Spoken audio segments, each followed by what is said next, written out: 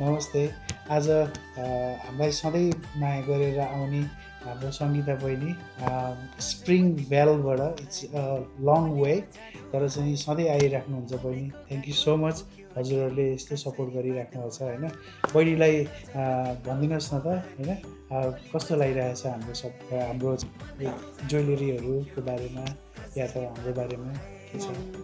म चाहिँ यहाँ लाइक अब रेगुलरली नै आउँछु हजुरलाई थाहा के अरे हजुर अब लाइक केही चाहियो भने अब यस्तो हुन्छ कि अब एउटा सेम कम्युनिटी भएपछि एउटा प्लस पोइन्ट यसै सजिलो नै लाग्छ।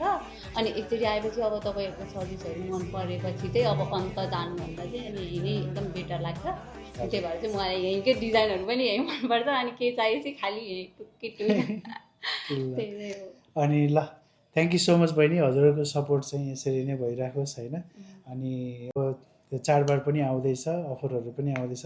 स्टे ट्युन होइन, हाम्रो टिकटक फेसबुक सबैमा चाहिँ हुनुहोस्।